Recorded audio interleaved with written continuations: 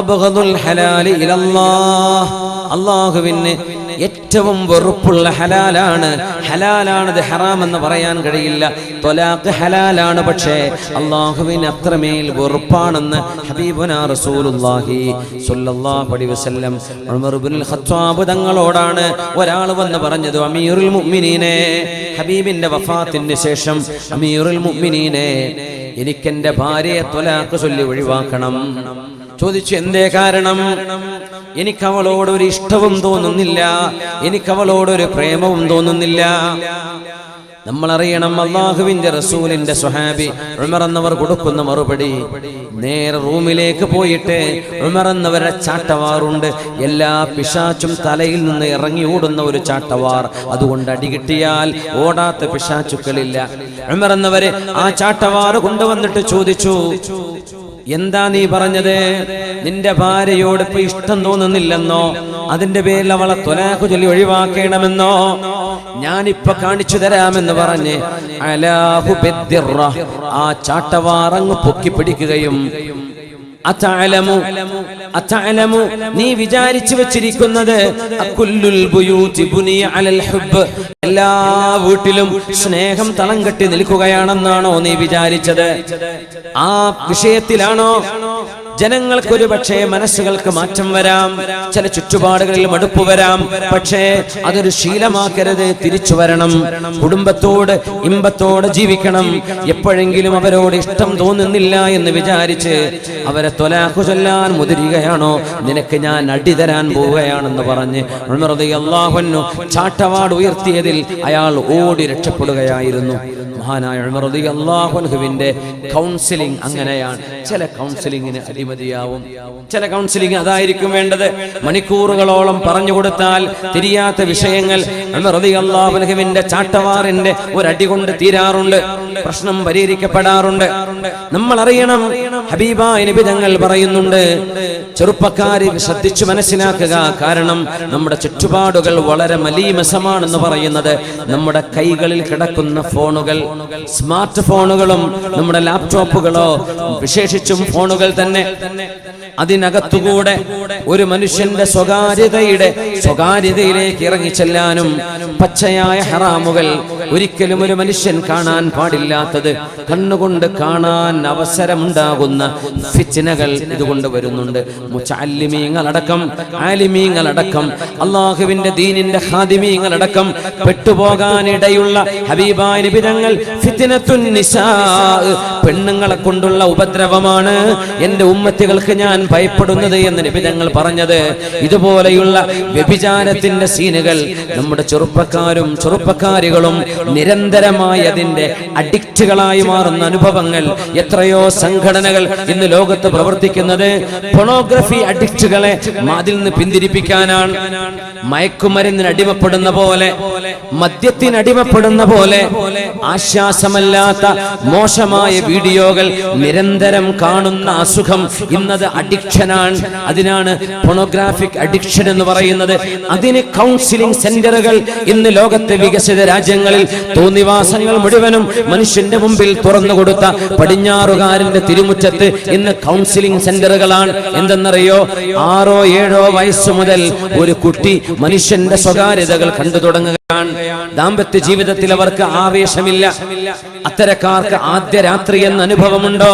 ഈ പ്രേമവും തോന്നിവാസം കൊണ്ട് നടക്കുന്ന ആളുകൾക്ക് സ്വന്തം വിവാഹമെന്ന പരിശുദ്ധമായ ഒരു ഇബാദത്തിലൂടെ, നിക്കാഹിലൂടെ ഒരു പെണ്ണിന് സുരക്ഷിതമായ ഒരു ജീവിതം കൊടുക്കുകയും നാളെ പരലോകത്തേക്ക് സ്വർഗം വരെ നീണ്ടു നിൽക്കേണ്ട ഒരു കുടുംബ ബന്ധത്തിലേക്ക് പോകേണ്ട ആ നിക്കാഹ് കഴിഞ്ഞ് ആദ്യ രാത്രി എന്ന് പറയുന്ന ജീവിതത്തിന്റെ ഏറ്റവും മനോഹരമായ ഒരു രാവ് നമ്മുടെ ചെറുപ്പക്കാരിൽ എത്ര പേർക്കുണ്ടെന്ന്. ആ ആദ്യ രാത്രികളൊക്കെ ഹറാമിലായി കഴിച്ചുകൂട്ടുകയും വിചാരത്തിലൂടെ അല്ലാഹു ഹറാമാക്കിയത് അനുഭവിക്കുകയും ചെയ്യുന്ന ആളുകൾക്ക് എന്താ ആദ്യ രാത്രി മുഅ്മിനെ, എന്താ ആദ്യ രാത്രി? അല്ലാഹുവിന്റെ ഖുർആൻ പറയുകയാണ്, ഖുല്ലിൽ മുഅ്മിനീൻ യഗുദ്ദൂ മിൻ അബ്സാരിഹിം വയഹ്ഫദൂ ഫുറൂജഹും. സത്യവിശ്വാസികളോട് പറയുക നബിയേ, അവർ കണ്ണുകൊണ്ട് അരുതാത്തത് കാണരുത് എന്ന്. എനിക്ക് തോന്നുന്നു 21-ാം നൂറ്റാണ്ടിനോടാണോ ഖുർആനി പറയുന്നത്? നമ്മളോടാണോ ഖുർആനി പറയുന്നത്? സത്യവിശ്വാസികളോട് പറയൂ നബിയേ, അവനവന്റെ ഭാര്യമാരെ ഇഷ്ടമില്ലാതാവുകയും അവനവന്റെ ഭാര്യമാരുടെ തൊലി നിറം മതിയാവാതിരിക്കുകയും അവനവന്റെ ഭാര്യമാരുടെ സൗന്ദര്യം പോരെന്ന് പറയുകയും അവരിൽ വൈകാരികത ഇല്ലെന്ന് പറയുകയും ചെയ്ത് സ്വന്തം ഭാര്യമാരെ മൂലക്കാക്കി ഹറാമിലേക്ക് പോകുന്ന ചെറുപ്പക്കാർ, അതിന് പ്രേരണയായത് അള്ളാഹു ഒരിക്കലും നോക്കരുത് എന്ന് പറഞ്ഞതിലേക്ക് നോക്കിയത് കാരണത്താലാണ്.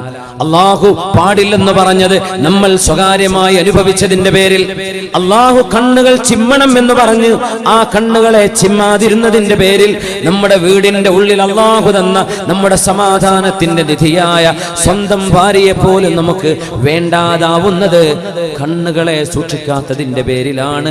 അള്ളാഹു നമുക്ക് ഹറാമുകളിലേക്ക് പോകാതെ നമ്മുടെ കണ്ണുകളെ ഈ നിമിഷം മുതൽ അങ്ങോട്ടെങ്കിലും സൂക്ഷിക്കാനുള്ള തൗഫീഖ് യാ റബ്ബനാ ലോക മുസ്ലിമീങ്ങൾക്ക് നൽകണേ തമ്പുരാനെ. എത്ര കുടുംബങ്ങളാണ് വഴിയാധാരമായത്, എത്ര യുവാക്കൾക്കാണ് അവരുടെ ഭാര്യമാരെ കാണുമ്പോൾ ഇഷ്ടമില്ലാതായത്, എത്ര ആളുകൾക്കാണ് അവരുടെ കുടുംബിനികളെ നഷ്ടമായത്, എത്ര ആളുകൾക്കാണ് ദാമ്പത്യ ജീവിതത്തിന്റെ മനോഹരമായ അനുഭവങ്ങൾ നഷ്ടമായത്. എന്തുകൊണ്ടെന്നാൽ ഹറാമായതിലേക്ക് മനസ്സ് പായുകയും ഹറാം കാണുകയും ഹറാം ആസ്വദിക്കുകയും ചെയ്യുമ്പോൾ അള്ളാഹു അവർക്ക് ഹലാലിലെ ആസ്വാദനം അള്ളാഹു നിഷേധിക്കുകയാണ്. ഹറാമു കൊണ്ടല്ലേ നീ ആസ്വദിച്ചത്, നിനക്ക് നിന്റെ ഹലാലിന് വേണ്ട എന്ന് അള്ളാഹു തീരുമാനിക്കുകയല്ലേ അത്.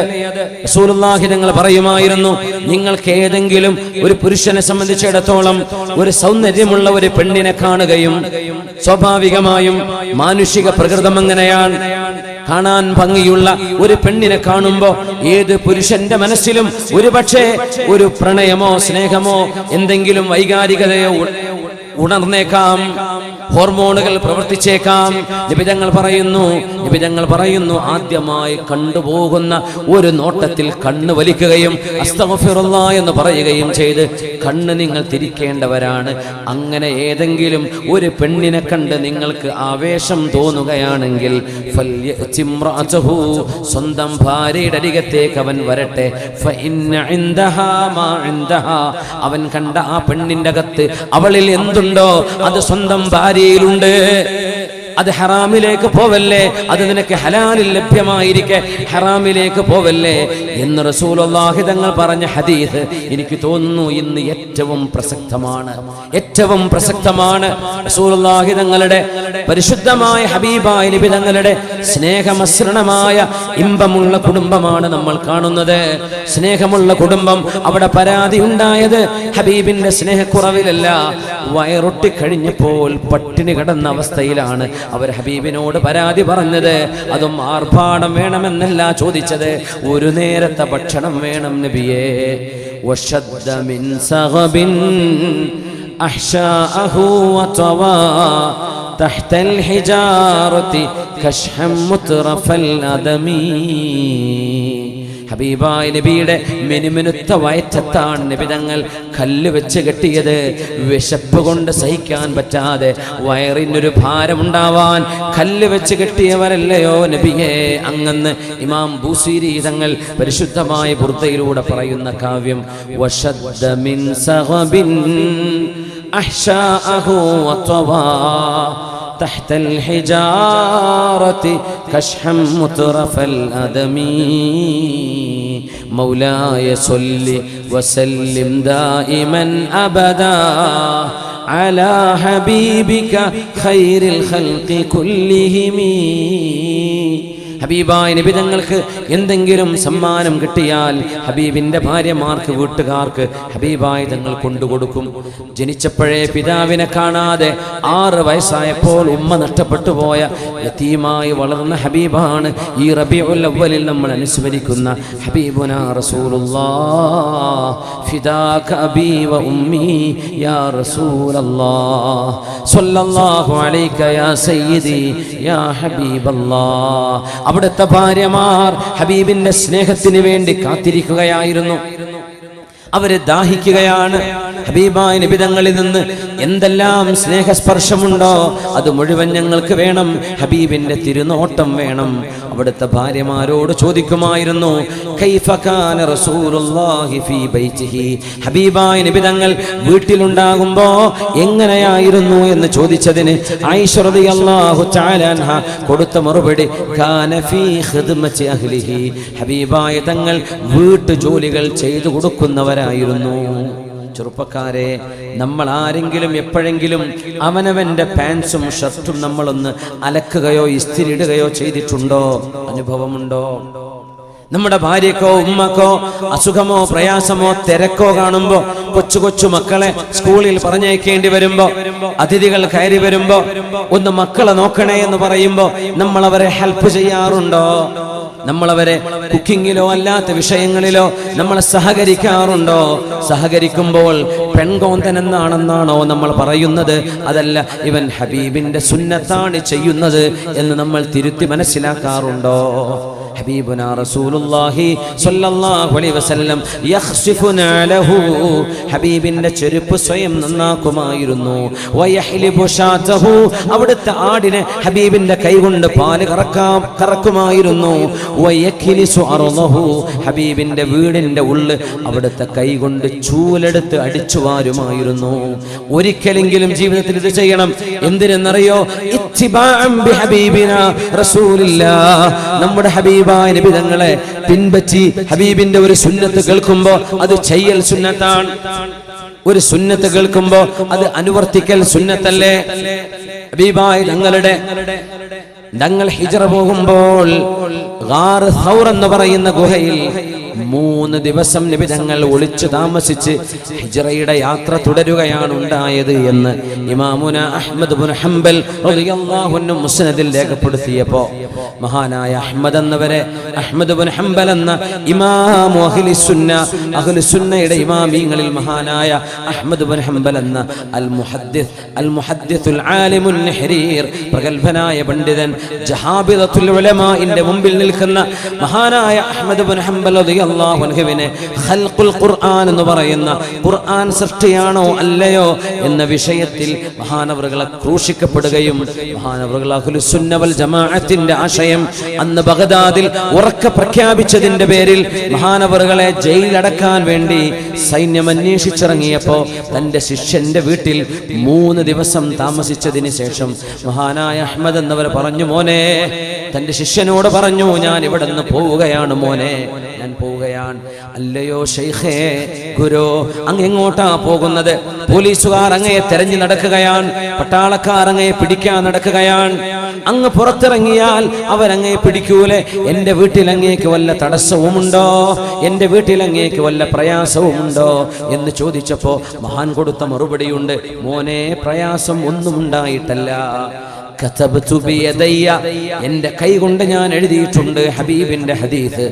മകസ റസൂലുള്ളാഹി സ്വല്ലല്ലാഹു അലൈഹി വസല്ലം ഫീ ഗാരി സൗരിൻ 3 ലയാലിൻ, 3 ദിവസമാണ് നബി തങ്ങൾ സൗർ ഗുഹയിൽ താമസിച്ചത്. പിന്നെ അവിടുന്ന് നബി തങ്ങൾ യാത്ര പോവുകയായിരുന്നു. ഹിജ്റയിൽ ഒളിച്ചോടി നബി തങ്ങൾ തക്കം പാർത്ത് ശത്രുക്കൾക്ക് പിടികൊടുക്കാതെ പോയ യാത്രയിൽ 3 ദിവസമല്ലേ നബി തങ്ങൾ ഒളിച്ചു പാർത്തത്. ആ സുന്നത്തെടുക്കാൻ വേണ്ടി ഞാനും 3 ദിവസമേ ഒളിച്ചു പാർക്കുന്നുള്ളൂ, ഇനി എന്നെ പിടിക്കുകയാണെങ്കിൽ പിടിച്ചോട്ടെ എന്ന് പറഞ്ഞ് പിടികൊടുക്കുകയും 40 കൊല്ലം യുദ്ധ തടവുകാരനെ പോലെ ജയിലിൽ കടന്ന മഹാനാണ് മഹാനായ അഹ്മദ് ഇബ്നു ഹംബൽ റളിയല്ലാഹു അൻഹു. അല്ലാഹുവിന്റെ റസൂല് അടിച്ചുവാരിയിരുന്നു, പാല് കറന്നു കൊടുത്തിരുന്നു, ആട് മാടുകൾ ഒട്ടകങ്ങളെ. നബിതങ്ങൾ ചെരുപ്പ് നന്നാക്കുമായിരുന്നു. നബിതങ്ങൾ അവിടുത്തെ യഖീതു സൗബഹു, സ്വന്തം വസ്ത്രം തുന്നുമായിരുന്നു. നമുക്ക് തുന്നേണ്ടതില്ല, ഒന്ന് വാഷിംഗ് മെഷീനിലേക്ക് ഇട്ട് ഒന്ന് സോപ്പ് പൗഡർ ഇട്ട് കൊടുത്തൊന്ന് അടച്ച് ഒന്ന് ഓൺ ചെയ്യാനെങ്കിലും നമുക്ക് പറ്റുമോ? ഒന്ന് അയൺ ചെയ്യാൻ പറ്റുമോ നമുക്ക്? ഹബീബ് തുന്നുമായിരുന്നു. ഹബീബായ നബിതങ്ങൾ ഫീ ഖിദ്മത്തി അഹ്ലിഹി, വീട്ടുകാരെ സഹായിച്ചിരുന്നു. എന്നിട്ടും ഹബീബിന്റെ സ്റ്റാറ്റസിന് വല്ല കുറവും വന്നോ മുഅ്മിനേ? ഹബീബായ നബിതങ്ങളുടെ മഹത്വം വല്ലതും കുറഞ്ഞു പോയോ? എന്തെങ്കിലും മഹത്വം കുറഞ്ഞോ? മാ തവാദഅ അഹദുൻ ലില്ലാഹി ഇല്ലാ റഫഅഹുല്ലാഹ്.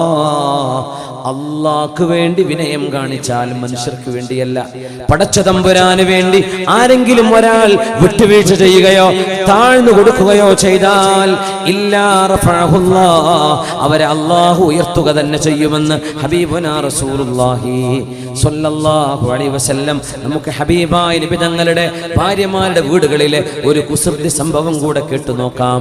ആയിഷ ബീവി റളിയല്ലാഹു അൻഹയുടെ വീടാണത്. ആയിഷ ബീവിയുടെ റൂം, വീടെന്ന് പറഞ്ഞുകൂടെ എല്ലാം ഒരു ഹുജറയായിരുന്നു, ഒരു റൂം. ആ റൂമിൽ നബി തങ്ങൾ എങ്ങാനും കിടന്നാൽ ഒരു കാൽ ഒരു ചുമരിൽ തട്ടും. അങ്ങനത്തെ കൊച്ചു കൊച്ചു റൂമുകളിലാണ് ഹബീബായ നബി തങ്ങൾ താമസിച്ചിരുന്നത് സ്വല്ലല്ലാഹു അലൈഹി വസല്ലം.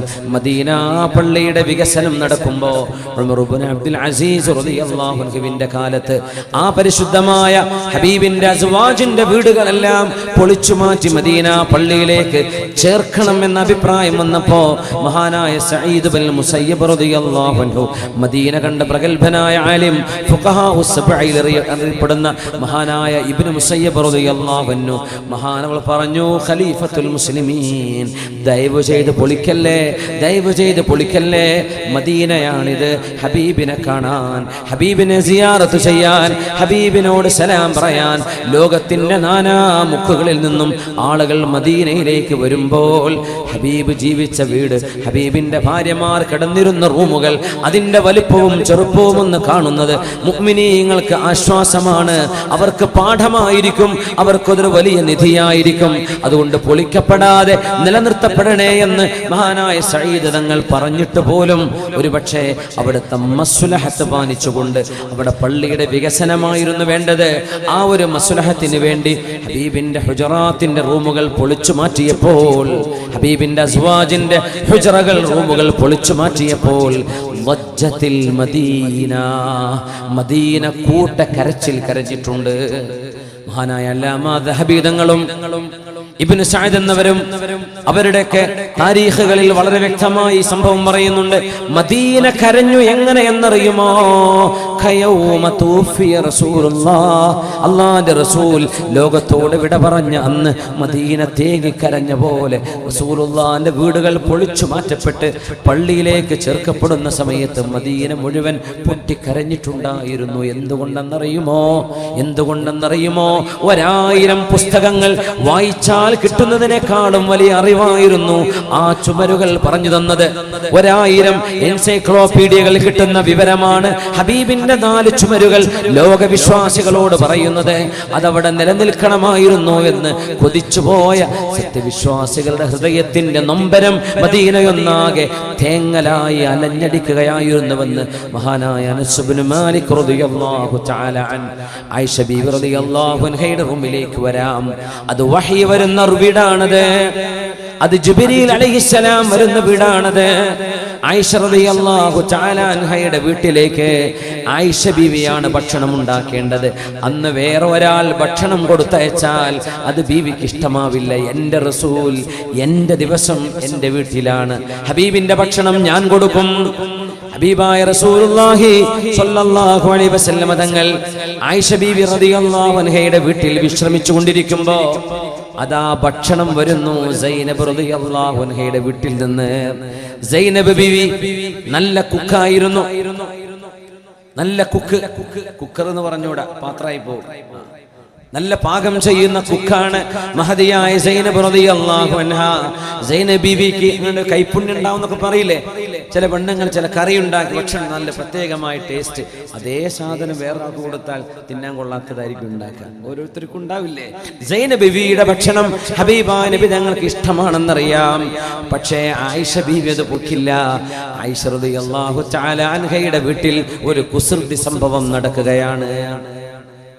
നമ്മളൊന്ന് ആലോചിക്കണം, എന്താണ് ഈ നടക്കാൻ പോകുന്നതെന്ന്, എന്തായിരുന്നു അതിന്റെ ചേതോവികാരമെന്ന്. ഇമ്പവും സ്നേഹവുമുള്ള ഹബീബിന്റെ കുടുംബ ജീവിതമാണ് നമ്മൾ മനസ്സിലാക്കുന്നത്. സൈനബ് റളിയല്ലാഹു അൻഹ ഗോതമ്പും നെയ്യും ചേർത്തുണ്ടാക്കിയ മനോഹരമായ സവീഖ് എന്ന് പറയുന്ന ഭക്ഷണം അല്ലാഹുവിന്റെ ഹബീബിന് കൊണ്ടുകൊടുക്കുകയാണ്.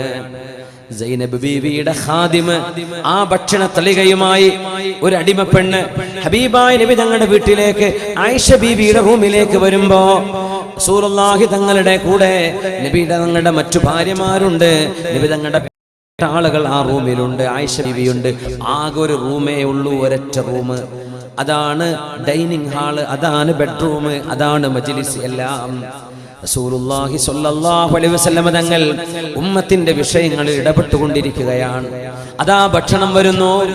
ആയിഷ ബീവിയാണെങ്കിലോ അന്ന് ഭക്ഷണം ഉണ്ടാക്കാൻ ഇച്ചിരി ലേറ്റായി പോയിട്ടുണ്ട്. ഭക്ഷണം ആയിട്ടില്ല. ബീവി റെഡിയാക്കിക്കൊണ്ടിരിക്കുകയാണ്. അപ്പോഴേക്കും നബിക്ക് ഭക്ഷണം വന്നു. ഹബീബാണെങ്കിലോ വിശന്നിരിക്കുകയാണ്. നബിക്ക് ഇഷ്ടമുള്ളൊരു ഭക്ഷണമാണ് വന്നത്. മഹദിയായ സൈനബ് റളിയല്ലാഹു അൻഹ നമ്മുടെ ഉമ്മയാണ്, ഹബീബിന്റെ ഭാര്യയാണ്. സൈനബ് ബിൻതു ജഹ്ഷ് റളിയല്ലാഹു അൻഹ കൊണ്ടുകൊടുത്ത ഭക്ഷണം തളികയുമായി വേലക്കാരി പെണ്ണിങ്ങനെ വരുമ്പോൾ ആയിഷ ബീവി മുന്നോട്ട് നടന്നു ചെന്ന് കയ്യിനൊരു തട്ട് കൊടുത്തു. ആ ഭക്ഷണം അങ്ങ് താഴെ വീണു. പാത്രം അങ്ങ് പൊട്ടി. റസൂലുള്ളാഹി തങ്ങൾ ഒന്നും മിണ്ടിയില്ല. അവിടെ കൂടിയ ആളുകള് ആയിഷ ബീവിയെ ചീത്ത പറയാൻ ഒരുങ്ങുമോ എന്ന് ഭയന്നപ്പോ അള്ളാന്റെ റസൂല് പറഞ്ഞു, ഗാറത്ത് ഉമ്മുക്കും, ഗാറത്ത് ഉമ്മുക്കും, നിങ്ങളുടെ ഉമ്മയായ ആയിഷ ബീവിക്ക് ദേഷ്യം വന്നതാണ് കേട്ടോ. കാരണം പറഞ്ഞു കൊടുത്തു. എന്റെ ബീവി ഭക്ഷണം നശിപ്പിക്കുന്നവരല്ല, പക്ഷേ ഇത് ബീവിക്ക് എന്നോടുള്ള സ്നേഹം, അത് മറ്റാരും അതിൽ കൈവെക്കരുത്.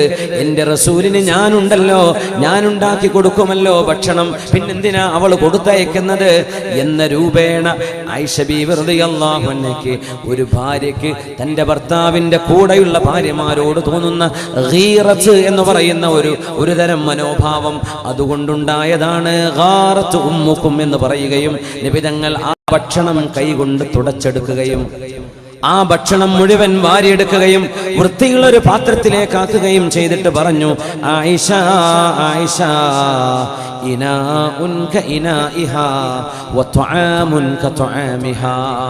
ആയിഷ ബീവി റളിയല്ലാഹു അൻഹ ഭക്ഷണം ഉണ്ടാക്കി കൊണ്ടുവരുന്നവരെ നബി തങ്ങൾ ഒന്നും മിണ്ടിയില്ല എന്നതാണ് അത്ഭുതം. ഒന്നും പറഞ്ഞില്ല, ഒന്നും പറഞ്ഞില്ല. ഏതാണ് കാലമെന്നറിയണം. മാസങ്ങളോളം പട്ടിണി കിടക്കുന്ന വീട്ടിൽ എപ്പോഴെങ്കിലും കിട്ടുന്ന ഒരു ഭക്ഷണം, അതിനു വേണ്ടിയായിരുന്നു ഒരു മാസത്തോളമുള്ള നിരാഹാര സമരമുണ്ടായത്. ആ ഹബീബായ നബി തങ്ങളുടെ വീട്ടിലേക്ക് ആയിഷ ബീവി റളിയല്ലാഹു അൻഹയുടെ താമസിക്കുന്ന ദിവസം സൈനബ് ബീവി കൊടുത്തയച്ച ഭക്ഷണം കൈകൊണ്ട് തട്ടുകയും പാത്രം പൊട്ടി താഴെ വീഴുകയും ചെയ്തപ്പോ അല്ലാഹുവിന്റെ റസൂല് പുഞ്ചിരിച്ചുകൊണ്ട് പറഞ്ഞ വാക്ക് ഗാറത്ത് ഉമ്മുക്കും, ഗാറത്ത് ഉമ്മുക്കും. 18 വയസ്സ് പ്രായമുള്ള ആയിഷ ബീവിയെയാണ് നബി തങ്ങൾ പറഞ്ഞത്, നിങ്ങളുടെ ഉമ്മാക്ക് ദേഷ്യം വന്നിട്ടുണ്ട്, ഉമ്മാക്ക് ദേഷ്യം വന്നിട്ടുണ്ട്. അവിടെ ഇരിക്കുന്ന ഹബീബിനെ കാണാൻ പുറത്തു നിൽക്കുന്ന സ്വഹാബികളാരും ഇവിടെ കിടക്കുന്ന ഒച്ചപ്പാട് കണ്ടിട്ട് വിഷമിക്കരുത്, എന്റെ ബീവിയെ കുറ്റം പറയരുത്, എന്റെ ആയിഷ മോശക്കാരിയല്ല, അവർക്കൊരു ദേഷ്യം വന്നതാണ്. തങ്ങൾ പറയുമായിരുന്നു, ഇന്നൽ ഗൈറാ, ഇന്നൽ ഗൈറാ ലാ തുബ്സിറു അസ്ഫലൽ വാദി മിൻ ആലി അല്ലെങ്കിൽ അലൽ വാദി മിൻ അസ്ഫലിഹാ. ദേഷ്യം വരുന്ന പെണ്ണിന് കുന്നിന്റെ മീതെ എന്താണ്, കുന്നിന്റെ താഴ്വാരം ഏതാണെന്ന് പോലും ചിലപ്പോൾ അറിയാൻ കഴിയില്ല. ഒരു തരം അന്ധത വരും. ആ ഒരു ദേഷ്യത്തിൽ നിങ്ങളുടെ ഉമ്മ ചെയ്തതാണ് കേട്ടോ, ഉമ്മയോട് ദേഷ്യപ്പെടരുത്. എന്നിട്ട് ആയിഷ ബീവി റളിയല്ലാഹു അൻഹയുടെ ഭക്ഷണം ഹബീബായ നബി തങ്ങൾക്ക് ബീവി കൊണ്ടുപോയി കൊടുത്തപ്പോൾ അല്ലാഹുവിന്റെ റസൂൽ നീതി ചെയ്യാൻ വന്നവരാണ്. ഹബീബ് ആദിലാണ്, ഹബീബാണ് ലോകത്ത് നീതി നടപ്പാക്കാൻ വന്നവർ. മൻ ഞാൻ നീതി ചെയ്തില്ലെങ്കിൽ ആരാണ് ഇവിടെ നീതി ചെയ്യുക എന്ന് ചോദിച്ച നബിയാണിത്. ആ ഹബീബായ തങ്ങൾ പറഞ്ഞു, ആയിഷ നിങ്ങളുടെ ഈ പാത്രം സൈനബിന് കൊടുത്തേക്കണം, ഈ ഭക്ഷണം സൈനബിന്റെ ഭക്ഷണത്തിന് പകരമായി ഏൽപ്പിച്ചേക്കണം. ബീവി കൊണ്ടുവന്ന ഭക്ഷണം നഷ്ടമായില്ലേ, അതിന് പകരം നിങ്ങൾ ഉണ്ടാക്കിയ ഭക്ഷണം ബീവിക്ക് കൊടുത്തേക്കുക. പിന്നെ ബീവിയുടെ പാത്രം നിങ്ങൾ പൊട്ടിച്ച് കളഞ്ഞില്ലേ, അതിന് പകരം നിങ്ങളുടെ പാത്രം സൈനബ് ബീവിക്ക് കൊണ്ടുപോയി കൊടുക്കുക എന്ന് പറഞ്ഞ് ആ വിഷയം അവിടെ അവസാനിപ്പിക്കുകയാണ് ഹബീബുനാ റസൂലുള്ളാഹി സ്വല്ലല്ലാഹു അലൈഹി വസല്ലം. ഹബീബായ നബി കൊണ്ടുപോയി കൊടുത്ത ഭക്ഷണം സവീഖാണ്, അതല്ല ഹൈസാണ് എന്നൊക്കെ അഭിപ്രായങ്ങളിൽ കാണാൻ കഴിയും. റസൂലുള്ളാഹി സ്വല്ലല്ലാഹു അലൈഹി വസല്ലം തങ്ങളുടെ സ്നേഹത്തിന് വേണ്ടിയുള്ള മത്സരമായിരുന്നു അതെല്ലാം. ഭർത്താവിന്റെ സ്നേഹം കിട്ടാൻ ഒരു ഭാര്യ ചെയ്യേണ്ട കടമകളുണ്ട്. ഒരു ഭാര്യയെ സംബന്ധിച്ചിടത്തോളം ഭാര്യയും ഭർത്താവും രണ്ടുപേരും വൃത്തിയിൽ നിൽക്കേണ്ടവരാണ്. ഒന്ന്, സുഗന്ധം ഉപയോഗിക്കണം. തങ്ങൾ പറയാറുണ്ട്, വീടുകളിൽ സുഗന്ധം വേണം, വീടുകൾ മലിനമാവരുത്. നമ്മുടെ വീടുകളിൽ നല്ല വാക്കുകളാണ് പറയേണ്ടത്. അസഭ്യങ്ങളോ ഉറക്ക ഒച്ച വെച്ചുള്ള വർത്തമാനങ്ങളോ നമ്മുടെ വീടിന്റെ ഉള്ളകത്ത് നടക്കാൻ പാടില്ല. നമുക്കറിയുമോ, ബഹളം വെക്കുന്ന വർത്തമാനം, ഒച്ച വെച്ചുള്ള സംസാരമെങ്ങാനും നമ്മുടെ വീടുകളിൽ നമ്മൾ നിയന്ത്രിച്ചാൽ ആ വീടുകളിൽ സമാധാനം വരും. ഒച്ച വെച്ച് മക്കൾ സംസാരിക്കുമ്പോൾ മക്കളോട് മെല്ലെ പറയണം, നിങ്ങൾ ഒച്ച വെച്ച് സംസാരിക്കരുത്. ഒച്ച വെക്കുന്ന ഒരാൾ, അതിന്റെ അർത്ഥം തന്നെ എനിക്കെന്നെ കൺട്രോൾ കിട്ടുന്നില്ല എന്നാണ്. ഞാൻ അധ്യാപകനാണ്. നമ്മൾ ഒരുപാട് ഉസ്താദുമാരും മുഅല്ലിമീങ്ങളൊക്കെ ഇവിടെ ഉണ്ട്.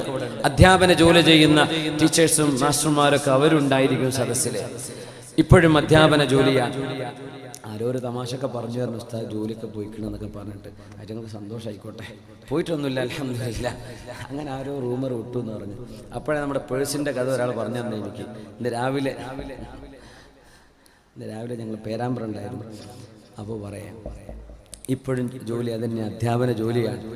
പോകണമെന്നൊക്കെ ആഗ്രഹിക്കുന്ന ആൾക്കാർ എന്താണ് അതുപോലെ അങ്ങനെയൊക്കെ മനസ്സ്. സുബ്ഹാൻ അല്ലാഹു കാത്തിരക്ഷിക്കട്ടെ. നമ്മളൊരു ജോലി ചെയ്ത് ജീവിക്കല്ലേ, ആരോടും കൈനീട്ടി ചോദിക്കാണ്ട് നമ്മൾ അധ്വാനിച്ച് അയാൾക്കൊരു ജോലി ഉണ്ട്, ജീവിച്ചോട്ടെ, അത്ര ചിന്തിച്ചാൽ പോരെ.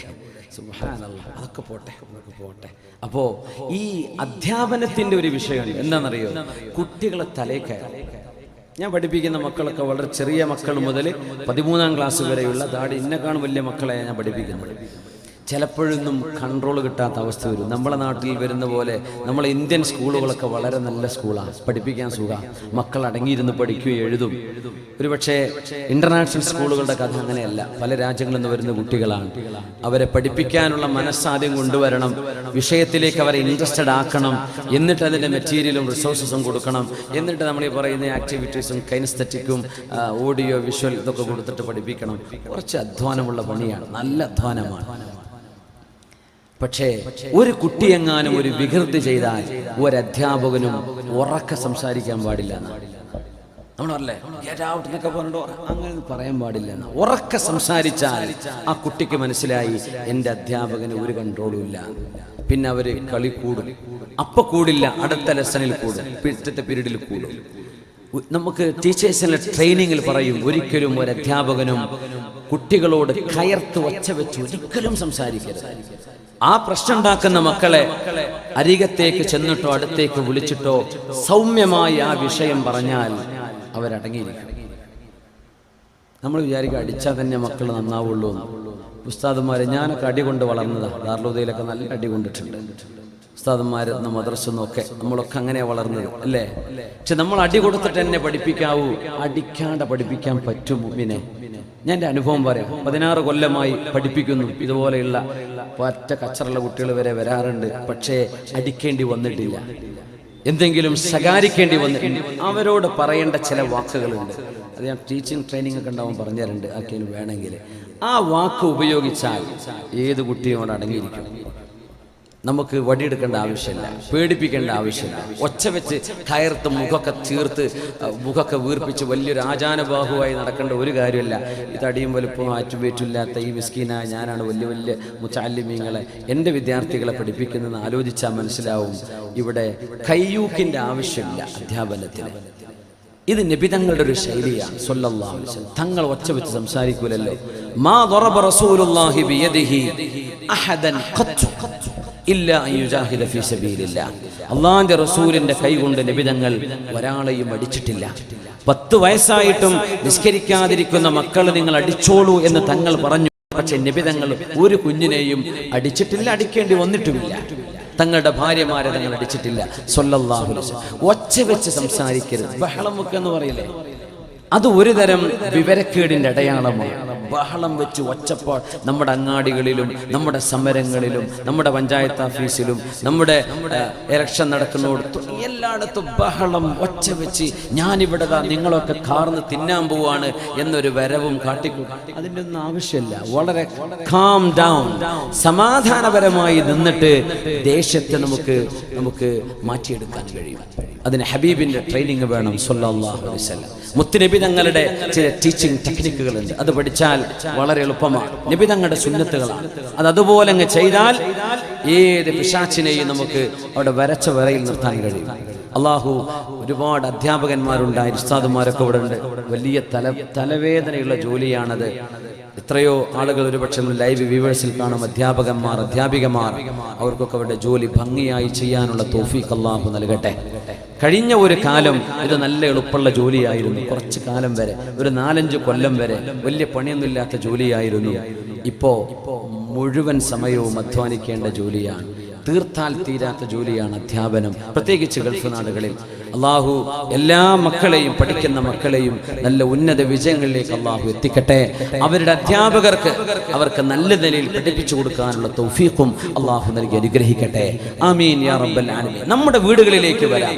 നമ്മുടെ വീടിന്റെ ഉള്ളിൽ ഒരാളും ബഹളം വെച്ച് സംസാരിക്കരുത്. ചൂടാവുക, വാപ്പ ഒച്ച വെച്ച് സംസാരിച്ചു, ഇത് കൊച്ചുകുട്ടി കണ്ടാൽ ആ കുട്ടി അങ്ങനെയാ പിന്നെ സംസാരിക്കാൻ പോകുന്നത്. അത് ബഹളമയമാവും. പിന്നെ ആരുടെ ഒച്ചയാണോ കൂടുതൽ അവൻ ജയിക്കും എന്ന അർത്ഥത്തിൽ വരും. അങ്ങനെയല്ല, ന്യായമാണ് ജയിക്കേണ്ടത്, ന്യായമാണ് ജയിക്കേണ്ടത്. You have done something wrong.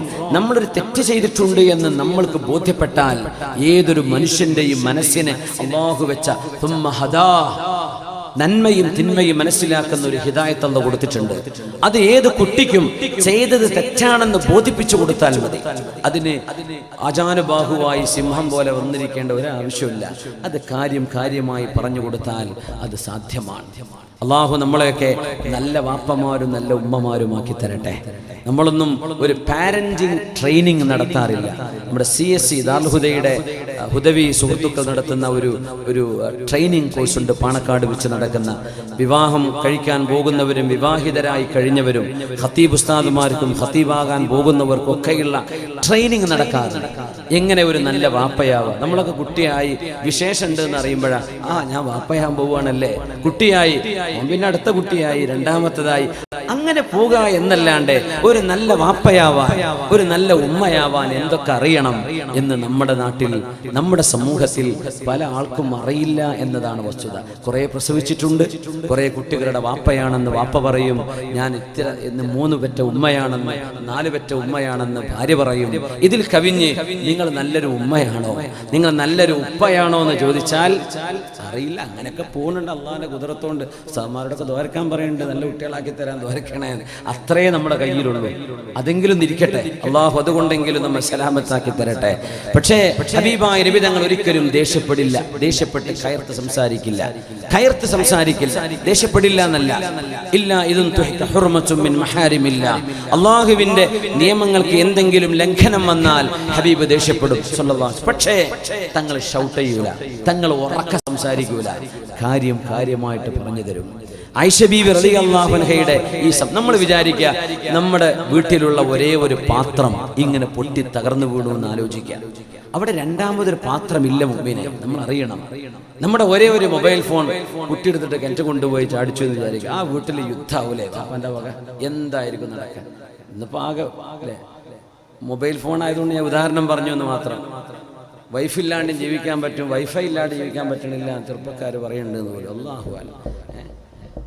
Full on എന്താണ്, നെറ്റ് വേണം, കണക്ഷൻ വേണം. അത് വൈഫൈ ആണെങ്കിൽ, വൈഫൈ ഇല്ലെങ്കിലൊന്നും കുഴപ്പമില്ല. സുബ്ഹാനല്ലാഹ്. ഞങ്ങൾ യാത്ര പോയപ്പോൾ കൂട്ടത്തിലൊരാൾ തമാശയായി പറഞ്ഞപ്പോൾ കേട്ടതായിരുന്നു. സുബ്ഹാനല്ലാഹ്. അതൊന്ന് ഒരു കുട്ടിയെ ഇട്ട് പൊട്ടിച്ചു എന്ന് വിചാരിക്കുക, നമുക്ക് വലിയ ദേഷ്യം. എന്തൊരു ബഹളം ഉണ്ടാക്കും. ആ ബഹളം കൊണ്ട് ആ പൊട്ടിയത് തിരിച്ചു കിട്ടുമോ? ഇല്ല. ഇനിയൊന്ന് പൊട്ടിക്കാണ്ടിരിക്കാനല്ലേ പറ്റൂ. അതിനുള്ള ഉപദേശം കൊടുക്കേണ്ട രീതി ഹബീബായ നബി തങ്ങൾ പറഞ്ഞ ലാ തഗ്ളബ്, ക്ഷുഭിതരാവരുത്. ലാ തഗ്ളബ്, ക്ഷുഭിതരാവരുത്. Keep under control. നമ്മളെ കൺട്രോൾ ചെയ്യണം, പൊട്ടിത്തെറിക്കരുത്. എനിക്ക് ഒരുപാട് അധ്യാപകരുമായി ബന്ധപ്പെട്ട് പറയാനുള്ള സമയം നമ്മുടെ വേദിയും അതല്ലാത്തത് കൊണ്ട് ഞാൻ മാറ്റിവെക്കുകയാണ്.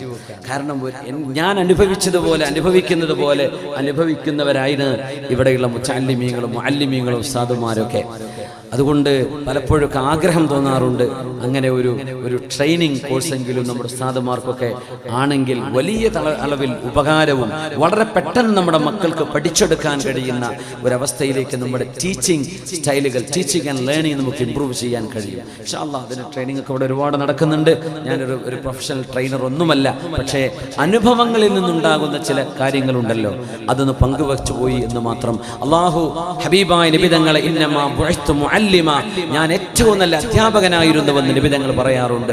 അല്ലാഹു നമ്മളെല്ലാവരും അവനവന്റെ വീടുകളിൽ നമ്മളൊക്കെ അധ്യാപകരാണ്, നമ്മളൊക്കെ അധ്യാപികമാരാണ്. സഹോദരിമാരെ, അല്ലാഹു നമ്മെ നല്ലവരാക്കി തരട്ടെ. ആമീൻ യാ റബ്ബൽ ആലമീൻ. റസൂലുള്ളാഹി സ്വല്ലല്ലാഹു അലൈഹി വസല്ലമ തങ്ങളുടെ ഹബീബിന്റെ ജീവിതത്തിലെ വലിയൊരളവോളം നമുക്ക് പറഞ്ഞു തന്നത് നമ്മുടെ ഉമ്മയായ ആയിഷത്തു സിദ്ദീഖ റളിയല്ലാഹു അൻഹയാണ്. അലാ ഉഹദ്ദിഥുകും അന്നി വഅനിൻ നബി, ഞാൻ എന്റെയും റസൂലിന്റെയും എന്ന് പറഞ്ഞോട്ടെ എന്ന് പറഞ്ഞ് ആയിഷ റളിയല്ലാഹു അൻഹ നമ്മെ കൊണ്ടുപോകുന്നത് ഹബീബിന്റെ കുടുംബത്തിലെ മറ്റൊരനുഭവത്തിലേക്ക്. ഇമാം നസായി തങ്ങൾ അവരുടെ സുനനിൽ കൊണ്ടുവന്ന ഹദീസാണിത്. സമയം വൈകുന്നുണ്ടല്ലേ? 12:10 കുഴപ്പമില്ലല്ലോ.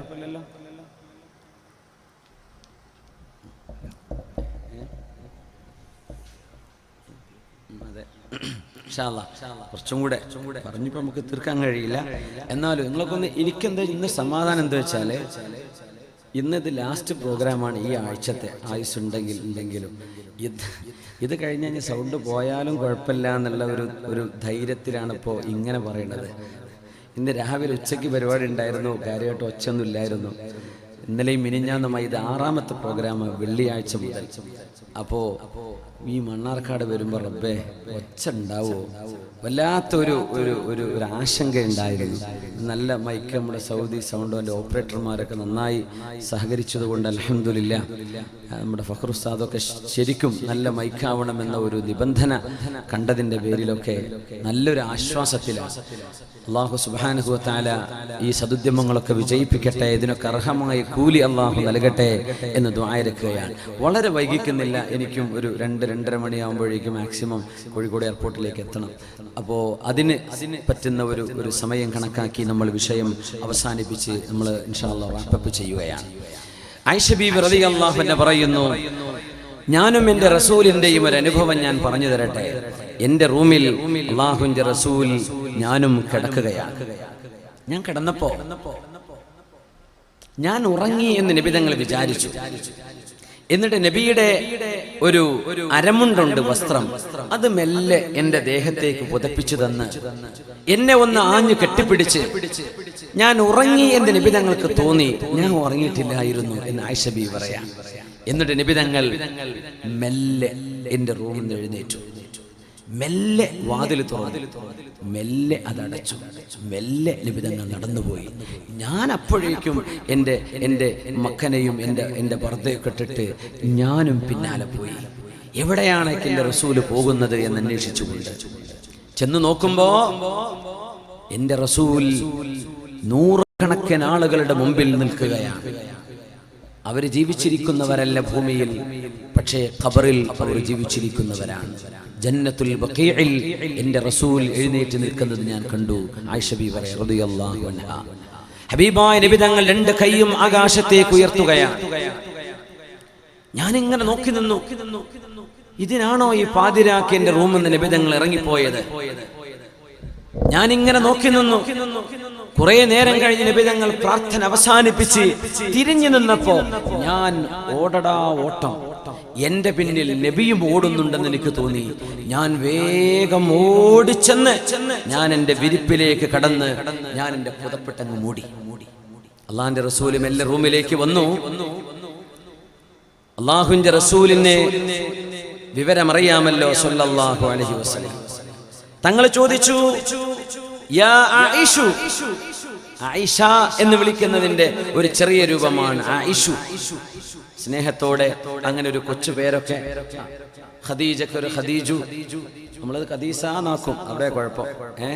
ഫാത്തിമ എന്നുള്ളത് എത്ര മനോഹരമായി ഫത്തൂം എന്ന അറബികൾ വിളിക്കും. ഫാത്തിമയെ ഫത്തൂം, അബ്ദുള്ളയെ അബ്ബൂദ്, മുഹമ്മദ് എന്ന പേരാണെങ്കിൽ ഹമൂദി, സ്നേഹത്തോടെ വിളിക്കുന്ന അറബി ശൈലി അങ്ങനെയാണ്. നമ്മുടെ നാട്ടില് ഫാത്തിമാനെ പാത്തുമാനാക്കും അല്ലേ? നമ്മുടെ മലയാളവുമായി ബന്ധപ്പെട്ട ഒരു ഭാഷാ വ്യത്യാസമായിരിക്കാം, പക്ഷേ അതിലൊരു ഭംഗി വേണം. ഒരു മനുഷ്യന്റെ പേരല്ലേ, അതും ഹബീബിന്റെ കുടുംബത്തിന്റെ പേരുകളാണ് അതൊക്കെ. യാ ആയിഷു, ആയിഷ ബീവിയെ വിളിക്കുക നബി തങ്ങൾ സല്ലല്ലാഹു അലൈഹി വസല്ലം. ഹഷിയൻ റാബിയ,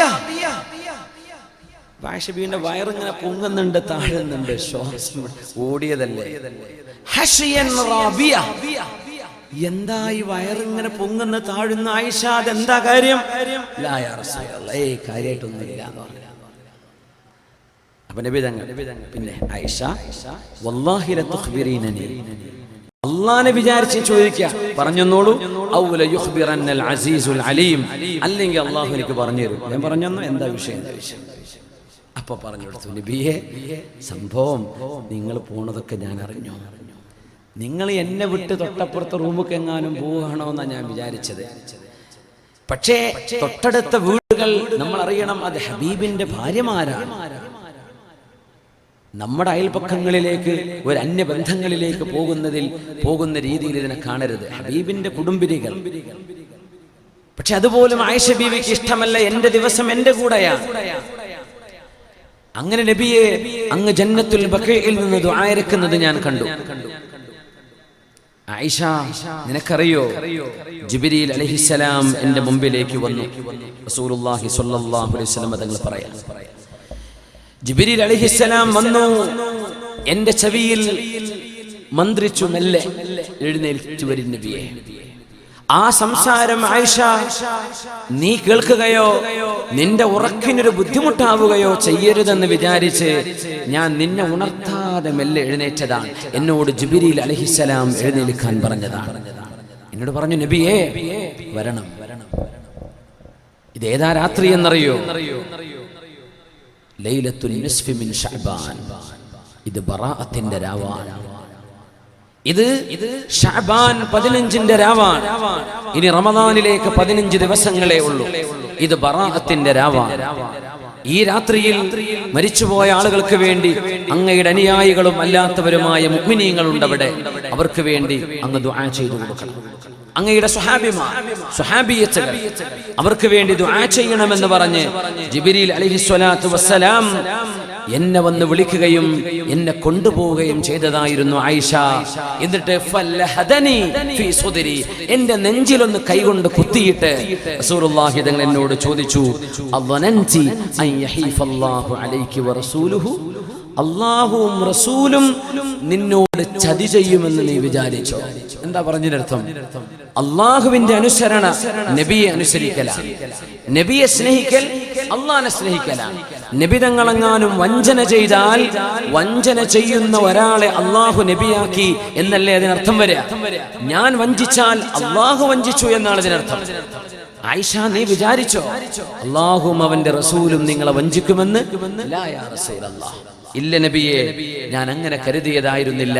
പക്ഷേ എനിക്ക് അങ്ങയെ വേണമായിരുന്നു എന്ന് റസൂലുള്ളാഹി തങ്ങൾ പറഞ്ഞു, ആയിഷ, നിങ്ങൾ എന്ത് മറച്ചു വെച്ചാലും ജിബ്രീൽ അലൈഹിസ്സലാം എന്നോട് വന്ന് ആ വിഷയം അറിയിക്കുകയും എനിക്ക് വിവരം നൽകുകയും ചെയ്യും എന്ന് റസൂലുള്ളാഹി സ്വല്ലല്ലാഹു അലൈഹി വസല്ലം. ഇവിടെ സംഭവിച്ച വളരെ മനോഹരമായ അനുഭവം നോക്കൂ. പാതിരാത്രി ഒരാളും വീട് വിട്ട് ഇറങ്ങി പോവേണ്ട ഒരു കാര്യമില്ല. ഇശാ കഴിഞ്ഞാൽ വീടുകളിൽ എത്തുകയും നേരം പുലരുന്നവരെ കുടുംബത്തോടൊപ്പം അന്തി ഉറങ്ങുകയും ചെയ്യുന്ന ഒരു രീതിയാണ് മുസ്ലിമിൻ്റേത്. അവിടുന്ന് ഹബീബായ നബി തങ്ങൾ ഇറങ്ങുന്നത് ഖബറാളികൾക്ക് വേണ്ടി ദുആ ചെയ്യാനാണ്. അവിടെയുള്ള ആളുകൾ മുഅ്മിനീങ്ങളുടെ പ്രാർത്ഥനയെ പ്രതീക്ഷിച്ചുകൊണ്ടിരിക്കുകയാണ്. ഇന്നലെ ഖബർ ജീവിതത്തിന്റെ മഹാ അത്ഭുതങ്ങളും അനുഭവങ്ങളുമായിരുന്നു. ഇന്നലെ കാസർഗോഡ് കുമ്പോൽ തങ്ങളുടെ പരിപാടിയായിരുന്നു. ഇന്നലെ രാത്രിയിൽ ആ വിഷയം തന്നെ അതായിരുന്നു. ഖബർ ലോകത്തെ ആളുകൾ നമ്മൾ പറയുന്നതും കേൾക്കുന്നതും അറിഞ്ഞുകൊണ്ട് ജീവിക്കുകയാണ് എന്ന അഹ്ലുസുന്നയുടെ അഖീദയെ സമർത്ഥിച്ചുകൊണ്ടുള്ള പ്രഭാഷണമായിരുന്നു ഇന്നലത്തേത്. ഞാൻ അതിലേക്ക് കടക്കുകയല്ല. ഖബറാളികൾ നമ്മളെ പ്രതീക്ഷിക്കുകയാണ്. എന്റെ ബന്ധുക്കൾ വരുന്നുണ്ടോ? അവരെ പ്രാർത്ഥിക്കുന്നുണ്ടോ? അവരെനിക്ക് വേണ്ടി നന്മ ചെയ്യുന്നുണ്ടോ? ആ ഖബറാളികളെ ഓർക്കാൻ വേണ്ടി ശഅബാനിന്റെ പകുതി, ആ ബറാഅത്തിന്റെ രാവിന്റെ മഹത്വം നമ്മൾ മനസ്സിലാക്കുക. ബറാഅത്തിന്റെ രാവിന് പുണ്യമില്ലെന്നോ അതൊന്നും ശ്രേഷ്ഠമല്ലെന്നോ പറയുന്നവരുടെ വാക്കുകൾ കേൾക്കാതിരിക്കുകയും തള്ളിക്കളയുകയും ചെയ്യേണ്ടതാണ്. കാരണം സ്വഹീഹായ സനദുകളിൽ നമ്മുടെ ഇമാമിയങ്ങൾ രേഖപ്പെടുത്തുകയും സമർത്ഥിക്കുകയും ചെയ്ത വിഷയമാണിത്. ആ രാവിൽ അല്ലാഹുവിന്റെ റസൂൽ പറയുന്നു, ആയിഷ അള്ളനൻതി അൻ യഹീഫ അല്ലാഹു അലൈകി വറസൂലുഹു, അല്ലാഹുവും അവന്റെ റസൂലും നിങ്ങളോട് അനീതി കാണിക്കുമെന്ന് തോന്നുന്നുണ്ടോ ആയിഷ? അല്ലാഹു നിങ്ങളോട് അനീതി കാണിക്കുകയില്ല. റസൂലുള്ളാഹി സ്വല്ലല്ലാഹു അലൈഹി വസല്ലം ഹബീബായ തങ്ങളോടുകൂടെയുള്ള ഉമ്മഹാത്തുൽ മുഅ്മിനീന്റെ ജീവിതം, നബി തങ്ങളെ കുറിച്ച് ആയിഷ ബീവി പറയുന്നു, ഒരു രാത്രി എൻ്റെ റസൂൽ ദീർഘമായി നിസ്കരിക്കുകയും സുജൂദിൽ ഒരുപാട് നേരം അല്ലാഹുവിൻ്റെ ഹബീബ് തലവെച്ച് കിടക്കുകയും ചെയ്തപ്പോൾ അല്ലാഹുവിൻ്റെ റസൂൽ സ്വല്ലല്ലാഹു അലൈഹി വസല്ലം തങ്ങൾ ലോകത്തോട് വിട പറഞ്ഞോ എന്ന് ഞാൻ പേടിച്ചുപോയി. റസൂലുള്ളാഹി തങ്ങളുടെ സുജൂദിൽ അങ്ങ് ദുആ ഇറക്കുകയാണ്. ഹബീബിന്റെ റൂമിൽ ആയിഷ ബീവി കിടന്നുകൊണ്ടിരിക്കെ, ആയിഷ ബീവി കിടന്നുറങ്ങിക്കൊണ്ടിരിക്കെ ഹബീബ് എഴുന്നേറ്റ് നിസ്കരിക്കുകയാണ്. ആ ഹബീബിന്റെ കാലിന്റെ തള്ളവിരൽ ആയിഷ ബീവി റളിയല്ലാഹു അൻഹ പിടിച്ചിട്ടുണ്ട്. അത് പിടിച്ചപ്പോൾ നബി തങ്ങൾ അനങ്ങി. അത് സിത്തറോടുകൂടെ എന്ന മസ്അലയാണ് ഇമാം ഷാഫിഈ തങ്ങളുടെ മദ്ഹബിൽ കാണുന്നത്. ഇമാമുന ഷാഫിഈ റഹ്മത്തുള്ളാഹി അലൈഹി ആയിഷ ബീവി റളിയല്ലാഹു അൻഹയുടെ ഈ സംഭവങ്ങളൊക്കെ ഉദ്ധരിക്കുന്നുണ്ട്.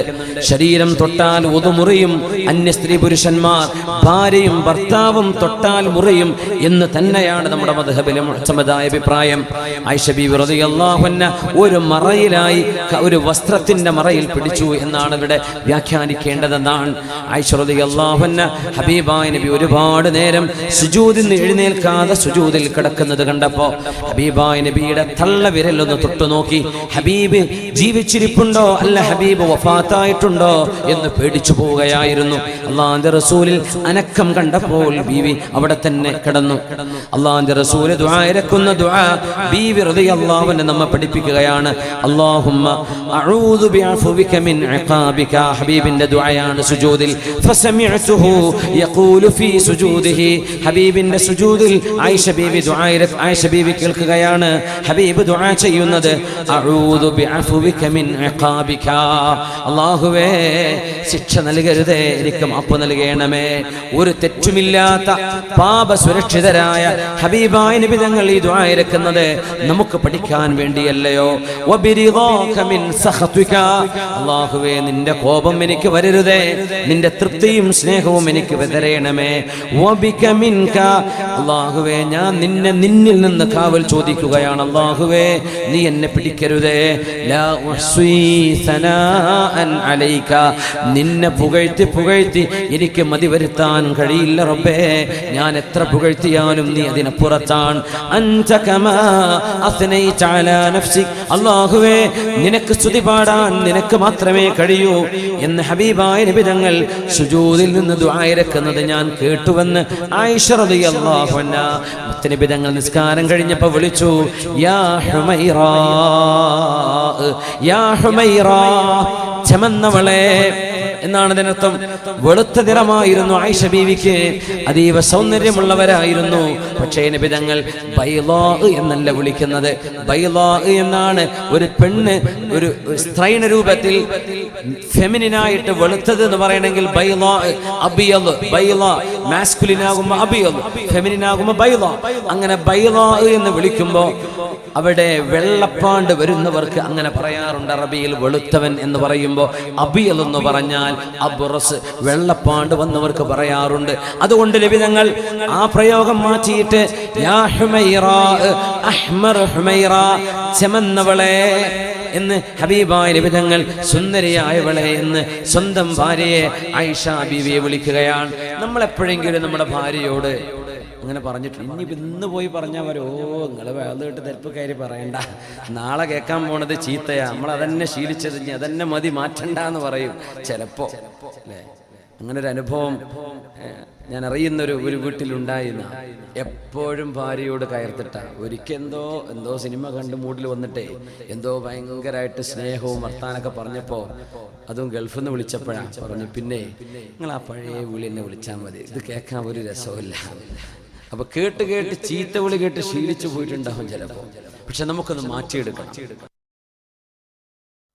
അറിയില്ല എപ്പോഴാ പോകാന്നറിയില്ല. ഇതിനിടയ്ക്ക് ഈ തല്ലും വക്കാണവും വഴക്കുമായിട്ട് എന്നാ പിന്നെ നമ്മളൊക്കെ ഒരു രസത്തിൽ ജീവിക്കുക, സന്തോഷത്തിൽ ജീവിക്കുക. യാ ഹുമൈറ, സൗന്ദര്യമുള്ളവളെ. അപ്പോൾ ഭർത്താവിനെ ഇങ്ങോട്ട് ചിലപ്പോൾ അത് കളിയാക്കി വിളിക്കരുത്. അപ്പോൾ പിന്നെ അത് കാര്യമാവും. തമാശയിലല്ല, സ്നേഹത്തോടെ. ഒരാളിൻ്റെ ചില നന്മ ഉണ്ടാവില്ലേ? ചിലപ്പോൾ പെണ്ണ് കാണാൻ വല്ല ചുരുക്കൊന്നുമില്ല, പക്ഷെ അവൾക്ക് നല്ല മുടിയുണ്ട്, അല്ലെങ്കിൽ വേറെ ഏതെങ്കിലും ഒരു ഭർത്താവിനെ സംബന്ധിച്ചിടത്തോളം അവിടെ ഏതെങ്കിലും ഒരു സൗന്ദര്യം, നിന്റെ കണ്ണ്, നിന്റെ പുരികം, നിന്റെ തലമുടി, നിന്റെ വാക്കുകൾ, നിനക്ക് നിന്റെ ഖുർആൻ പാരായണത്തിന്റെ മധുരിമ, എന്തെങ്കിലും നന്മ, ആ നന്മയെ ഹൈലൈറ്റ് ചെയ്യണം, ഉയർത്തി പറയണം, അതെടുത്തു പറയണം. കുഴപ്പം തന്നെ പറയാൻ നിൽക്കരുത്, കുഴപ്പം തന്നെ പറയാൻ നിൽക്കരുത്. യാ ഹുമൈറ, ചെമന്നവളെ എന്ന് ആയിഷ ബീവിയെ സ്നേഹത്തോടെ നബി തങ്ങൾ വിളിച്ചു. എന്ന് നബി തങ്ങൾ ചോദിച്ചു, അല്ലനന്തി അന്ന റസൂലല്ലാഹി ഖദ് ഖാസ ബികി. ആയിഷ, നിങ്ങളുടെ രാവിൽ ഞാൻ നിങ്ങളെ ഉപേക്ഷിച്ചു പോയെന്ന് നിങ്ങൾ എന്നെ വിചാരിച്ചോ? നിങ്ങളെ ഞാൻ വഞ്ചിച്ചുവെന്ന് തോന്നിയോ? ആയിഷ ബീവി പറഞ്ഞു, നബിയേ അല്ല, നബിയേ അല്ല, നബിയേ അല്ല, ഞാൻ അങ്ങനെ ചെയ്യാൻ കാരണം ഹബീബേ, ഞാൻ പേടിച്ചു പോയി. അന്നക ഖുബിൽത, അല്ലാഹു നിങ്ങളെ റൂഹ് പിടിച്ചോ, സുജൂദിലായിട്ട് അങ്ങ് ലോകത്തോട് വിട പറഞ്ഞോ എന്ന് ഞാൻ പേടിച്ചു പോയി നബിയേ എന്ന് ആയിഷത്തു സിദ്ദീഖ റളിയല്ലാഹു അൻഹ. മഹാന്മാരൊക്കെ അല്ലാഹുവിനോട് ദുആ ചെയ്യും, പടച്ചവനെ എന്നെ സുജൂദ് കടന്ന് മരിപ്പിക്കണമേ. അങ്ങനെ ദുആ ചെയ്ത മഹാന്മാരുണ്ട്. മഹാനായ ആമിർ ഇബ്നു അബ്ദുല്ലാഹി ഇബ്നു സുബൈർ റഹ്മത്തുള്ളാഹി അലൈഹി, താബിഈങ്ങളിൽ വന്ന മഹാൻ, എപ്പോഴും ദുആയിരിക്കും, അല്ലാഹുമ്മ ഇന്നി അസ്അലുക മീതതൻ ഹസന, പടച്ചവനെ ഒരു നല്ല മരണം എനിക്ക് നൽകണമേ. അപ്പോൾ വീട്ടുകാരൊക്കെ ചോദിച്ചു, അല്ല ഉപ്പ, നിങ്ങൾ എപ്പോഴും ദുആയിരിക്കുന്നുണ്ടല്ലോ, നല്ല മരണം, നല്ല മരണം, എന്താ നിങ്ങൾ ഉദ്ദേശിച്ചത്? അൻ അമൂത വ അന സാജിദുൻ, സുജൂദിൽ കടന്ന് മരിക്കാനാണ് മക്കളെ. അങ്ങനെ ഒരു മഗ്രിബ് നിസ്കാരത്തിന്റെ സുജൂദിൽ വഫാത്തായ മഹാനാണ് ആമിർ ഇബ്നു അബ്ദുല്ലാഹി തങ്ങൾ. അല്ലാഹു നമുക്കൊക്കെ ഹുസ്നുൽ ഖാതിമത്ത് നൽകട്ടെ.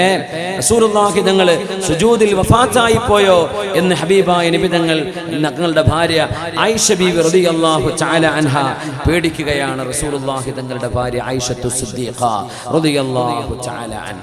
ഇവിടെ മുത്തുനബി തങ്ങൾ സല്ലല്ലാഹു അലൈഹി വസല്ലമ തങ്ങൾ സഫിയ ബീവിയുടെ കൂടെ ഞാൻ അവസാനിപ്പിക്കാം. ഒരു ഇനി ഇത്രയും ചൂടാറോളം നിന്നില്ലേ, വേവോളം നിന്നില്ലേ, ചൂടാറോളം ഒരു 10 മിനിറ്റ് കഴിഞ്ഞ് നമുക്കത് ആയിരുന്നിട്ട് പിരിയാൻ. നിങ്ങളെ പിരിവ്, നിങ്ങളെ പോക്കറ്റടിയൊന്നും ഇല്ല, അങ്ങനെ ഇരുന്ന് ആമീൻ പറഞ്ഞാൽ മതി, പെട്ടെന്ന് എഴുന്നേറ്റ് പോകരുത്. പ്രസംഗം കഴിഞ്ഞ് എഴുന്നേറ്റ്, അങ്ങനെ പ്രസംഗം കഴിഞ്ഞിട്ട് അങ്ങനെ ഇരിക്കേണ്ടത്. ഇപ്പോൾ എഴുന്നേറ്റ് പോയാലും കുഴപ്പമില്ല. ആമീൻ പറയുമ്പോൾ ഒരു മജ്‌ലിസിൽ ഇരുന്ന് ആമീൻ പറയണം, അതിന് കൂലിയാണ് ഇൻഷാ അല്ലാഹ്. നമ്മളൊക്കെ അങ്ങനെ ദുആ കൊണ്ടൊക്കെ രക്ഷപ്പെട്ടു പോയെങ്കിലല്ലേ ഉള്ളൂ. അള്ളാഹു നമ്മളൊക്കെ രക്ഷപ്പെടുത്തി തരട്ടെ. ഏതൊരു പരിപാടിയുടെയും ഏറ്റവും പ്രധാനപ്പെട്ട ഭാഗം അതിലെ ദുആയാണ്. എത്രയോ ഔലിയാക്കന്മാർ ഇരിക്കുന്നുണ്ടാവും ഇവിടെ, എത്രയോ ആലിമീങ്ങൾ. നിങ്ങൾ വിചാരിക്കേണ്ട ഉസ്താദ്മാരൊക്കെ ഇങ്ങനെ ഒന്നും അറിയാതെ അല്ലെങ്കിൽ പഠിക്കാൻ വേണ്ടി വന്നിരിക്കുകയാണെന്ന് ഒരിക്കലുമല്ല. ഞാൻ ഈ പറയുന്നതും ഈ പറയാൻ പോകുന്നതും പറയാത്തതും ഒക്കെ അറിയുന്ന ആലിമീങ്ങൾ സദസ്സിൽ ഇരിക്കുന്നുണ്ട്. അവരിയ്ക്കുന്നത് ഇൽമിന്റെ മജ്‌ലിസിനൊരു പുണ്യമുണ്ട്, അത് കിട്ടാനാണ്. ഒരുപക്ഷെ ഇൽമ പഠിക്കാനാവില്ല, ഇൽമിന്റെ മജ്‌ലിസിനൊരു കൂലിയുണ്ട്. അവിടെ ഇരുന്നാൽ അല്ലാഹുവിന്റെ മലക്കുകൾ വദകറഹുമുല്ലാഹു ഫീമൻ ഇൻദ, ഇങ്ങനെയുള്ള പുണ്യങ്ങളുണ്ട് ഒരു മജ്‌ലിസിന്. അല്ലാഹു നമ്മുടെ മജ്‌ലിസിനെ ഇബാദത്തിന് സമാനമായ ഒരു മജ്‌ലിസാക്കി അല്ലാഹു മാറ്റി തരട്ടെ. ഹബീബായ നബി തങ്ങൾ സല്ലല്ലാഹു അലൈഹി വസല്ലം തങ്ങൾ പറഞ്ഞിട്ടുണ്ട്, പിശാച് എവിടെയെല്ലാം മനുഷ്യ ശരീരത്തിൽ സഞ്ചരിക്കുന്നുണ്ടോ, രക്തം എവിടെയെല്ലാം സഞ്ചരിക്കുന്നുണ്ടോ അവിടെയെല്ലാം പിശാച് സഞ്ചരിക്കുന്നുണ്ട് എന്ന്. അത് നബി തങ്ങൾ പറഞ്ഞൊരു നേരം സഫിയ ബീവി റളിയല്ലാഹു അൻഹ നബി തങ്ങൾക്ക് റമളാനിൽ തങ്ങൾ പള്ളിയിൽ ഇഅ്തികാഫിരിക്കെ തങ്ങൾക്ക് കഴിക്കാനുള്ള ഭക്ഷണം സഫിയ ബിൻത് ഹുയൈ എന്ന നമ്മുടെ ഉമ്മ ഹബീബിന്റെ ഭാര്യയായ സഫിയ ബീവി റളിയല്ലാഹു അൻഹ കൊണ്ടുപോയി കൊടുത്തപ്പോൾ ബീവിയെ വീട്ടിലേക്ക്, ഇച്ചിരി ദൂരെയായിരുന്നു ബീവിയുടെ വീട്, അങ്ങോട്ട് നബി തങ്ങൾ കൂടെ നടന്നു പോവുകയാണ് രാത്രിയിൽ. അപ്പോ സ്വഹാബിമാരിൽ 2 പേർ ആ വഴിയിലൂടെ അങ്ങനെ പോകുന്നുണ്ട്. നബി തങ്ങളെ കണ്ടപ്പോ അസ്റഅ, 2 പേരും പെട്ടെന്നങ്ങ് നടന്നുപോയി. അല്ലാഹുവിന്റെ റസൂല് പറഞ്ഞു, അലാ റിസ്ലികുമാ, സ്റ്റോപ്പ് ദേ, അവിടെ നിൽക്കിൻ, പോകല്ലേ. അപ്പോൾ 2 നോക്കി, നിലാവെളിച്ചമാണ്, ഹബീബിന്റെ കൂടെ ഹബീബിന്റെ ഭാര്യയാണ്. തങ്ങൾ പറഞ്ഞു, ഇന്നഹാ സഫിയ ബിൻതു ഹുയൈ, ഇത് ഹുയൈന്റെ മകൾ സഫിയയാണ് എന്ന് പറഞ്ഞാൽ എൻ്റെ ഭാര്യയാണ്.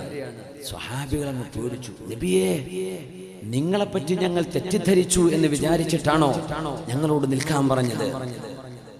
തങ്ങൾ പറഞ്ഞു, ലാ തലിജു അലൽ മഗീബാത്ത് فإن الشيطان يجري من أحدكم مجرى الدم. നിബിതങ്ങൾ പറഞ്ഞ ഒരു ഹദീസ് അങ്ങനെയാണ്. മറ്റൊന്ന്, സ്വഹാബികളെ, ഒരു അന്യ പെണ്ണിന്റെ കൂടെ റസൂലുള്ളാഹി തങ്ങൾ കടന്നു പോകുന്നു എന്ന് പിശാച് നിങ്ങളോട് തോന്നിപ്പിച്ചേക്കാം.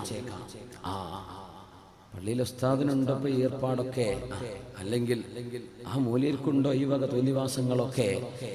ഇങ്ങനെ ഒരു സത്യസന്ധനാണ് നമ്മൾ വിചാരിക്കുന്ന ഒരാളെ സംബന്ധിച്ച് ഒരു ആരോപണം ഉണ്ടാകുമ്പോൾ ഒരു മൂക്കത്ത് വിരൽ വെക്കുന്ന ഒരു ചോദ്യമല്ലേ, അള്ളാന്റെ റസൂല് ഇഅ്തികാഫിരിക്കുന്ന നബി ഈ പാതിരാത്രി ഒരു പെണ്ണിന്റെ കൂടെ പോവാണോ എന്ന് നിങ്ങൾ ചിന്തിക്കേണ്ട. ഇതെന്റെ ഭാര്യയാണ്, സുഫിയയാണ് എന്ന് റസൂലുള്ളാഹി സ്വല്ലല്ലാഹു അലൈഹി വസല്ലം. അവരങ്ങ് പേടിച്ചു, നബിയേ, ഞങ്ങൾ ആരെ പറ്റിയെങ്കിലും തെറ്റിദ്ധരിക്കുമെങ്കിൽ അങ്ങയെക്കുറിച്ച് ഞങ്ങൾ ചെയ്യില്ലല്ലോ നബിയേ എന്ന് പറഞ്ഞു. സാരല്ല, ഖശീതു അൻ യഖ്ദിഫ അലാ ഖശീതു അൻ യഖ്ദിഫ അശ്ശൈത്വാനു അലാ ഖുലൂബികുമാ ഷൈഅ. നിങ്ങൾ രണ്ടുപേരുടെയും ഹൃദയത്തിൽ പിശാച് വേണ്ടാത്തത് തോന്നിപ്പിക്കുമോ എന്ന് ഞാൻ പേടിച്ചു. അതുകൊണ്ടാണ് ഞാൻ എൻ്റെ ഭാര്യയാണെന്ന് തുറന്നു പറഞ്ഞത്. ഇത് പറയാൻ കാരണം, സ്വകാര്യമായി കല്യാണം കഴിക്കണ വളവന്മാരുണ്ട്.